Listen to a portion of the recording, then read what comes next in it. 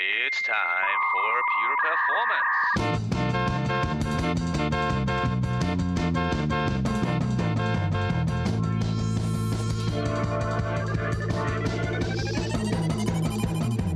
Get your stopwatches ready. It's time for Pure Performance with Andy Grabner and Brian Wilson.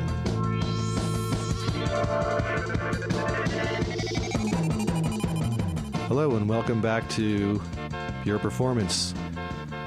My name is Brian Wilson, and as always, we have with me Andy Grabner, a.k.a. Tony Grabner. Well, honestly, we need to change that second name now. Tony, really? Come on. I know we coined it. I'll drop it after this one. Okay. I would have assumed Arnold would make more sense, right, with the reference to Arnold Schwarzenegger. But anyway, welcome, audience. And I think thanks, Richard, for being back, because this is a back-to-back recording from the How to Sell Performance to Marketing. And Richard, welcome back. Yes, thanks for having me, guys. This is a great opportunity to discuss bots, as everyone loves. It's the Attack of the Bots show. So yes, today we're going to be talking about bots. And Richard, just in case you all haven't listened to the previous episode, episode 6, Richard comes to us from PrepSportswear, and he can tell you a little bit about himself, but there's much more information about who he is in episode 6. So, Richard, who are you again? Remind me. Who is Richard? I'm basically the DevOps release engineer / insert here guy at PrepSportswear.com. We're an e-commerce company that sells custom attire. Basically just handle anything release related, anything build related, performance related, test related. I basically insert here related. End of the day, my goal is to have a stable site. That's basically it. And the best practices to do that. And in the previous episode, we talked about marketing, and you in the end, actually, I thought when we did the summary, I thought there were some cool things that actually came out. You have some metrics that you present to your marketing team. Page load time, you look at the DOM time of individual pages that are SEO optimized. You also said conversion rate, obviously, but then another metric that you brought up in the very end was number of times people click on add-on cart, and I'm sure there's some other metrics you have on your dashboards. And what got me excited about, because I didn't think about this, you said page load time for our SEO pages, and I assumed obviously the sole purpose of that is you want to optimize these pages to give your real end users a good experience, because we know performance impacts user behavior, and the faster the page, the more people click on it. But then you said, well, not only that, but there's another type of users that might not be the real ones that we actually care a lot about too. Who are they? These users are, at least for us specifically, are Google bots. Or bots in general, but these are the SEO spiders that go on your site and figure out what you have to offer. And if your site performance is slow, well, they're not going to like that. They're going to look away. They're going to come back later. They may not have the latest information. And we actually have dedicated servers just for these spiders to crawl, and we want to make sure that these particular landing pages that they're crawling are as performant as possible. At my previous job, I was at WebMD. We started getting a lot of bot traffic that was slowing down our site, and they actually, at that point, split out a second set of servers for the bots. I don't know. I don't think they, at the time, had the idea to optimize for that, which I think is a really, really interesting use case. But even just for the extra load, because this is going back almost 5-6 years, there was already so much bot traffic at the time. I really love the idea of splitting out a second set. So an interesting metric that I think you guys would like to hear is our overall traffic. 80% is from automation. Say it again, 80? 80. Wow. Percent is all from automation. Yeah. Whether it's a Google bot or whatnot, but that's... Well, think about it. If these Google bots would have credit cards, there would be a lot of money you could make, right? If only, right? We'll have if you're a Google bot, please click here. Exactly. Wow, 80%. Well, which makes me feel better now, because on our blog and our websites, we also have a large amount of, I think we have like 70% of the traffic is some bot traffic, which we filter out when we do our metric delivery to our marketing team to show them, which content is actually consumed. But so here's what's interesting for me, and how do you identify the bots? Through the user agent string. Is that the true way to tell? No, they can always, a nefarious individual can always just mask that, right? But at least as far as if it's Googlebot or Bada Boom Bot or anything like that, they'll actually have an entry in the user agent string indicating what bot, what version, and that kind of information. And we just, within our load balancer, it actually looks into all these user agent strings and will sift through them and put them into the appropriate pool. That's just dedicated for Google traffic. So the other question that I have, user agent string, as you said, is one thing, and I'm sure most bots use a user agent string, but some of them are probably a little, let's say, more sneaky, and they pretend they are a regular browser. Have you thought about also using certain IP address ranges where they probably have, this is probably Google because it comes out of the data center IPs? We do have some IP range as well, but mainly we use that if we detect a lot of high traffic. So we get a lot of spiders from, I won't say from which universities. Spiders from Mars? Yeah, probably, I wouldn't be surprised, but we get a lot of spiders from universities, interestingly enough. Mm-hmm.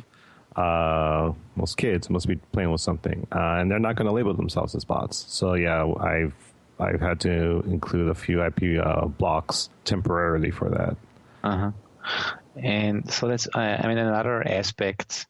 Typically, these bots, they always have the same click sequence, right? They basically go through different pages. What I've seen some of our customers do, and I know you also use UEM, user experience management, actually understanding the click path of these visits, and then based on the click path, knowing, well, this is a bot, because they always start here and then they go through this particular sequence. So it's very predictable also how they navigate through the pages. I think that's another aspect of identifying bots. The challenge, what you can do with that information, you can find the IP addresses and the user agent that they have, and then configure your load balancer after the fact. But still, for reporting purposes, even though they end up on your regular servers, because in the beginning they are kind of disguised, you can still look at Dynatrace and say, hey, we have 70% of the users that are clicking exactly these 5 pages in the sequence. It has to be a bot, or it has to be some synthetic script. That's another thing. Yeah, you can definitely see whether an action sequence is synthetic or organic, because you'll see a whole bunch of the same IP address clicking on the same stuff, and you can definitely determine, okay, what is this? And a lot of times it'll identify itself as some sort of spider. It won't say bot or anything, so it'll be a new spider, and we'll just have to put that. We'll do a little bit of research. Is this a nefarious spider? What is this used for? Did we ask these people to do this? If not, we'll block them out. Yeah. So before we go to spiders, because I think that's an interesting thing for the bots, how many servers do you have to handle that load? So out of all of our web servers, not image servers, but the web servers that's handling all our traffic, about 40% is dedicated solely for Google traffic or bot traffic. It's amazing. Think about it. That's a lot. Obviously, it's costs that are good, hopefully good invested, because it helps your SEO ranking. So is this a cost that your marketing team understands that it's basically part of marketing because it's the marketing engine? Oh yeah, This is our sole source of income, at least as far as marketing, is all SEO. It's all a Google search or Bing search. We don't have salespeople, and it's all based on what people see when they hit on that Google site and type in, and in my case, Riverside T-shirt. Prep Sportswear would be hopefully around the first hits. Mm-hmm. That's it. So because of that, we dedicate a considerable sum of our marketing budget and everything else to ensuring that Google's happy with us. Mm-hmm. Have you ever thought about, and I'm not sure if I should say this out loud, have you ever thought about delivering an optimized different version of the website to Google, just so that Google thinks you're faster than you really are? Oh, yes. I know that they do not like that. And I know that they somehow check for that. I don't know how specific they do that, but they do check. And if they find inconsistencies, you will get knocked out. Okay. Yeah. So this is just, I exactly know that this is happening. So that's why I thought it's a good idea when I came up with it the first time, and I told it somebody, I thought it's an awesome idea. And I said, are you crazy? You know what happens? Google will penalize you for that. So yeah. But you basically, it's kind of like Google Skynet, I mean, it is. No, it is. We're talking about bots, but they're like the overlord bot that controls everything. It's kind of scary in a way. Yeah, pretty much all e-commerce is, everything. Yeah, unless you're like really big, it doesn't matter. But like for us especially, we follow the rules very strictly, and they change the rules all the time. And there was a time, I would say 6 months ago, that they changed the way how they were going to do their ranking. And for a few days, a whole bunch of businesses all of a sudden got shot from their rankings. And there was like a small panic that happened. Google will just do that. They'll do that. And you want to be on top of how you deliver that information and all that stuff. And from a monitoring perspective, so I assume you have dashboards that show you actually how many bots come in, what their page load time is. What else do you monitor? What other metrics do you look at? Because it's pretty random as far as when we don't actually have a strong idea of when they will always hit the site or even what they're going to look for. So the only metrics that I'm currently gathering is the load time. Is there any errors, especially did the spiders incur any kind of errors or anything like that? Timeouts of any kind. Another thing, and this is more, I think this is more indicative of how we have our current routing implementation, is that they'll look into a page that does no longer exists. And because our site is very dynamically rendered, we'll get a lot of errors. But that's because the particular page that they're looking for doesn't exist. And it's always curious, why are they still looking for it if it doesn't exist? The first time I get it, but 2 weeks later, they're doing the same one. Why? So what can you do about this? Is there anything you can do? Anything proactively, basically unregistering the page from the Google network? Is that an option? I don't know specifically. That's something that our SEO manager, I think, looks into and figures out at that point. So that was actually my point, what I wanted to make. So I hope your SEO managers actually look at the pages the Google bots are crawling through to see what are they actually A, interested in, and B, which content do they index right now that either is no longer, let's say, valid, up to date, or actually no longer in existence. I think that's also very interesting. Yeah, GA or Good Analytics does provide a synopsis summary of all the URLs that it attempted to hit, and it will provide you a list of errors it incurred. And I believe in the tool, there's ways to remove these URLs, and I think that's how it's done. But it's a very manual process, I believe. I wish there was a smarter way to do this. Actually, there's one thing that I actually should point out, and this is definitely Googlebot related.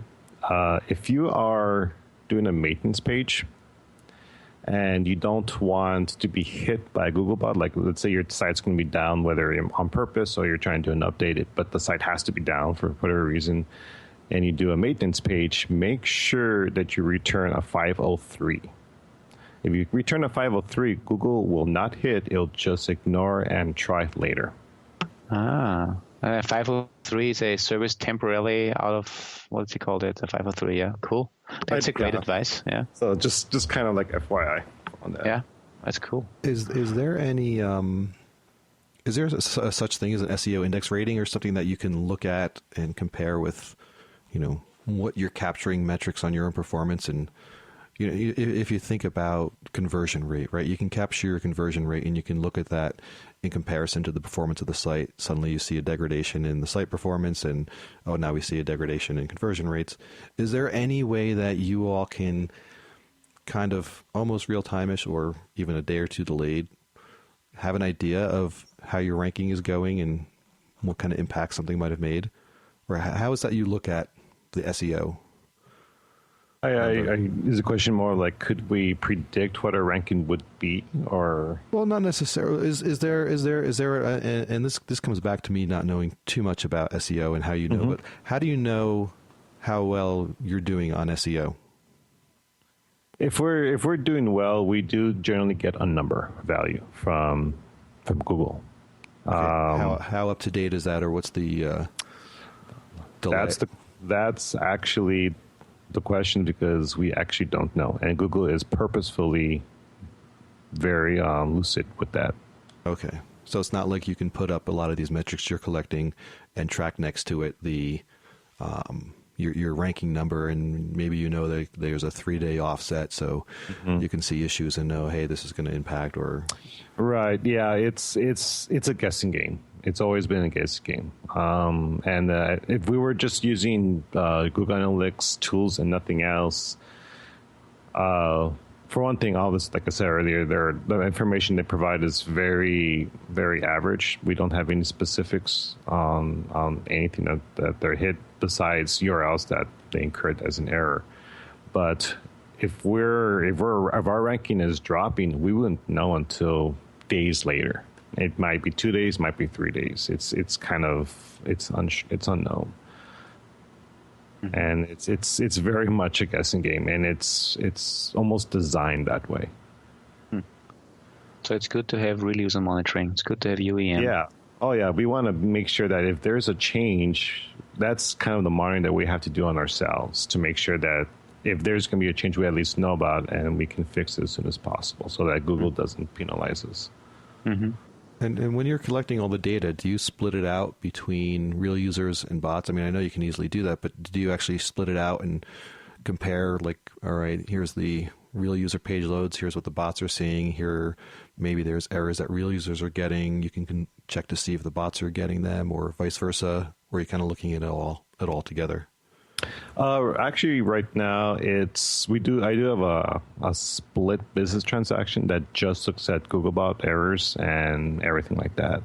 So I can look into this particular set of charts and look into the page load time just from Google, any exceptions that occurred that Google might be causing, or our servers are causing, or any kind of client errors that the spiders might be incurring. And it's pretty easy because it's just a business transaction based on user agent again. It's one of the, I believe, web request measures, if I remember correctly. There's a field there that allows you to look at that.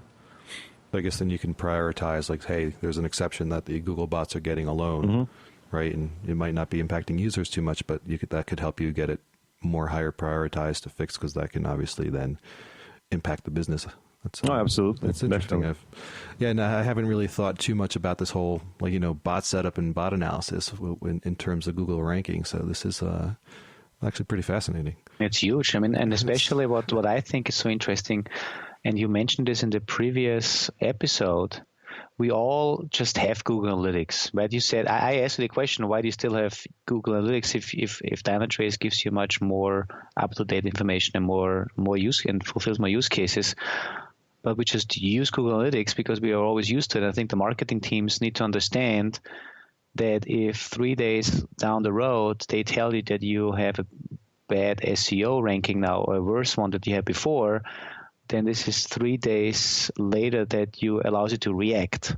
So I think this is why it's so cool that you, Richard, are actually giving all of this data live to your marketing team so that they can immediately react. I think that's the point. Right? That's also the DevOps aspect. You're working closely with these teams, providing them the data that they need so that they can make better decisions on, okay, what is going wrong? Where do we need to focus on to make things better, fast? Absolutely. You know, we can't always prevent something from breaking, but we can at least fix it fast. And that's the whole agile thing, really, right? It's find it fast, fix it fast. And this can apply towards everything. Yeah. So let me do like the other topic. I mean, bots and spiders. You mentioned spiders. Just for people that may never thought about it, what's the difference between a bot and a spider? A bot, I'm not even entirely too sure what the difference is, to tell you the truth. I like to do a Google search on that. And he's very good at putting people on the spot with questions like this, by the way. He's done it to me. So give it a shot and, Okay, without searching. No one will hold it against you. A spider. So a spider is something that will like crawl the site. It will actually grab information from the site. Whereas a bot is just more of a generic term that this is just an automation doing something from a script. Mm-hmm. Yeah, for me, you put it, and technically it's nothing. I mean, technically they do the same thing, right? They're they're executing, they're building pages, yeah. But I think what you said also, maybe this was in the preparation for this podcast, you have third-party providers out there that are crawling your website, they're spidering your website, and basically try to figure out which products do you offer for which price, and either they use it for their competitive advantage, or they might be sites that do price comparisons and do whatever they do with the data. But I think that's the spider or the crawler. They're really, as you said, they're scraping some information and then using this information for whatever purpose. And what are there any things you particularly do with when you see that this and this spider comes in? What do you do with this information? There's not too much. If I see a big spike of traffic coming in and it's coming from some sort of spider bot network that I'm unfamiliar. Usually, at first, I do some research. Like, what is it? I don't want to just cut them off because a lot of times, maybe someone from the marketing folks did this unknowingly. Maybe they went to a site and this service provides some analytics that they want, and as part of that package, they have a spider network that goes into your site to get this information. And unknowingly, they activated that, and all of a sudden I'm getting hit with more traffic than I realize. Mm-hmm. So that's actually another consideration is, when you want to get analytics to your site and you start allowing this kind of automation to attack your site.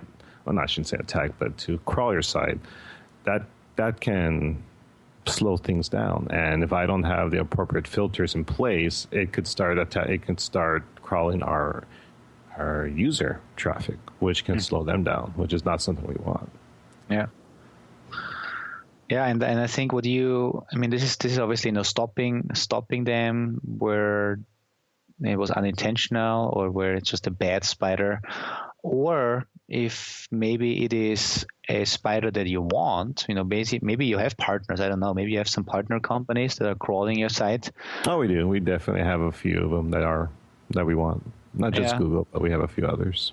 Yeah, and then maybe you just, again, want to make sure that A, they get the content fast, but B, maybe also if you see that there's this new type of services coming up that use the information that we have on our website for a good reason to help us promote.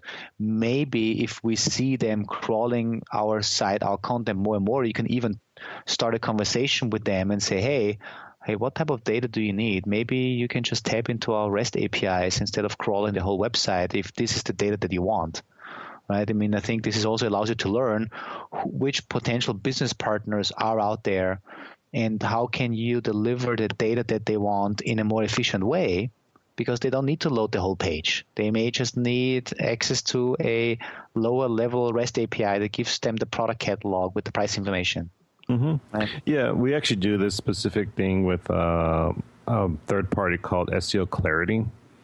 Mm-hmm. And I believe they help us with, I'm not sure exactly how they plug into our whole SEO strategy, but they help aggregate some of our information. And the way we provide this is we give them a snapshot of some of our IIS logs, filter them out, and we FTP that information to their servers without them having to crawl all their stuff. So we just provide them the raw data. Mm-hmm. Cool. Wow, I have to tell you, hey, I'm really still just amazed by the fact that, first of all, you said 80% of the traffic comes in from bots and spiders. Mm-hmm. Oh, yeah.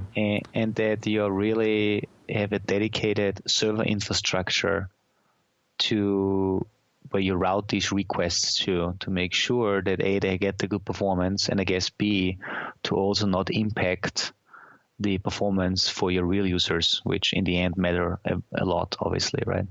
Oh, yeah. I'm like, spiders tell the people where to go, but the end users are the ones clicking add to cart at the end. Yeah. Right. And is it a separate application layer as well, or is it just a separate web server layer? This is all happening at the lowest level, so the load balancing layer. As far as you said you had certain amount of web servers dedicated to the bots.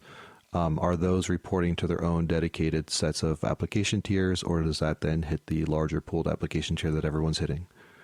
It would be the same pool that everyone's hitting. Okay. Cool. I was just asking in case anybody wanted to take this idea back to their own organization. Say, hey, we could set it up, split it at the load balancer, separate out the web servers, and just make sure you have enough horsepower underneath. Pretty much. And it works. Currently, we're in as our last webinar, the whole microservices to monolith. Everything's running on a single massive app for us. Mm-hmm. Except images. That was the big win that we finally were able to break out images in the image server. And it's interesting because it does kind of make it easy in an infrastructure kind of way to separate a physical host, or not physical, but a VM in this case, but as a dedicated Google bot. But once we split out into a truly microservices field, that actually will switch up a lot as far as how we do this architecture. So to kind of wrap up here, Richard, do you wanna remind everybody again which metrics you look at, and actually which metrics the marketing team is also interested in? Kind of like hey, this is my advice, this is what we do. Sure. So the very first metric that I think everyone should look into is just page load time. Is it responsive? Is it loading? Another metric, and I did not actually mention this last podcast, is number of exceptions. We have another dashboard that shows this in the bottom, and if there's any particular spikes, that can also slow stuff down or cause other issues, and maybe not necessarily front-end issues because they're being swallowed up, but other kinds of issues. So we have that. That's a little bit more of a technical. It's not necessarily a marketing KPI, but it's something that they start to look at as well, which is actually good. Yeah, well, that's the whole concept of getting people together, right? I mean, exactly. Cross-pollinate. Exactly, cross-pollinate. Just to kind of stop on that one for a minute, when you're talking about exceptions, are you talking about like back-end code exceptions or client errors? Like JavaScript errors? I have both listed. Okay. Yeah, so any particular spike, it's clearly listed. This is client errors and this is server errors. And this is definitely true after a release. If for some reason after a release we have a higher number of exceptions, it's all part of that same massive dashboard that they all have, alongside the conversion rate and everything else. So yeah, conversion rate, document object model, server response time. We have add to cart. How many times that button's being clicked on. Mm-hmm. So we have conversion rate and conversions, which is the absolute number of people who actually bought something. And those are the main ones. Yeah. Yeah. I actually like that you mentioned that now, because conversion rate, if you have a marketing push and you attract a lot of more people, then I guess the conversion rate overall may actually go down a little bit, because with marketing campaigns, you reach a lot of people that make it to your website but then are not interested in buying. So that means hopefully the total number of conversions still goes up, but maybe not in the same rate, which can tell your marketing team you were attracting a lot of people, but they were not the right audience, because these people are not buying in the same rate as the people that we had on the page without your campaign. Right. Yep. Yeah, we want to make sure that the net increase of people coming in, that this particular campaign we're benefiting from. And if we're just grabbing a whole bunch of people and we're not getting additional purchase from them, or the percentage does not come up, that indicates that they didn't like something, and that actually goes bad with us, because now there's a negative taste in maybe these people's mouths that we don't quite understand. Why didn't they buy anything? Yeah. And then quickly the recap on the bot metrics. Mm-hmm. What I learned, the number of bots, obviously, that was shocking for me. So 80% traffic, over 80% really. Traffic is everything bot related. We have 40% of our infrastructure is dedicated just to pod traffic, just to handle pod traffic and automation. And then we have a business transaction that looks at the product page loading time, which is the first page hit from Googlebot. They hit other pages as well, but this is one of the most important pages because it just lists out all our available products at that particular time. Mm-hmm. So we want to make sure that that particular page loads up very, very quickly for them. Cool. Anything else, Brian? Any other final thoughts from your side? Yeah, so just listening to this, I think an important question for everybody to ask is what is your organization doing about bots and spiders? You know, obviously there was a lot about the marketing in the previous podcast, but particularly for this episode, you know, what is your organization doing about bots and spiders? Find out, because, you know, there is a chance, hopefully there's something, but there's still a chance there might be being nothing done. They might not even be looking at it. They might not be paying attention. You know, you have a chance to be the John Connor and take on the robots. That's my Terminator reference again, Curtis, because of Andy or Tony. But, you know, bring it up, get that conversation going and find out what's going on and see what you can do about it. Because if they aren't doing much, you know, just listening to what Richard's talking about, there's so much going on there between the SEO stuff, between the impact on the users, you know, just even from a performance level, the impact of the users, but also the bots who might be doing things, or the spiders, really more the case that might be doing things you don't want them to do on your site. Really start shining a light on it. It really, it always just blows my mind how much there is to be on the lookout for from a performance point of view, and how greatly that expands. Even just, Andy, as you had mentioned, the difference between, you know, the conversion rate and the conversion number. All these different metrics, you know, there's so much to be aware of, and I think it's great that a lot of this stuff is being brought up here, because it's probably things that a lot of people aren't thinking about, and if they are thinking about it, hopefully it's adding to what that is. But yeah, to take on the bots, be the bot. No, don't be the bot, but be the bot tamer. Yeah, exactly. Know what they're doing. Yeah, know what they're doing, know how they're affecting the site. Exactly. Absolutely. Yeah, and then also exclude them. So just the last thing that I want to say, because it happened to us, we monitor conversions and viewers on our blog, and I remember for several months we thought, wow, it's amazing. For whatever reason, we got a great increase in views, and we were excluding the most common bots, but we forgot to reanalyze what all could be a bot. And for a long, long time, we just ignored the fact that there's more new bots coming on. And so I think as a lesson learned, you should constantly look at, are there new bots out there? And Richard, you're doing this, right? Which bots are new? Are there any new IP addresses we need to block? Any new user agent strings? Because if you don't do that on a constant basis, you might be fooled by the numbers that you're looking at and that you report back to your business. So that's very important. You might see a big spike of increase during maybe, a particular holiday. And you're like, oh, sweet, we're getting a lot of traffic. It's like, no, you actually just got hit with a set of bots. Yeah. Yeah. I hope the numbers that we're seeing on the podcast listens aren't coming from bots. They probably are. I think it's part of Andy's bots. Exactly. As I said before. They're called the Tony bot syndrome. Sorry, and I had to edit that there. That's okay.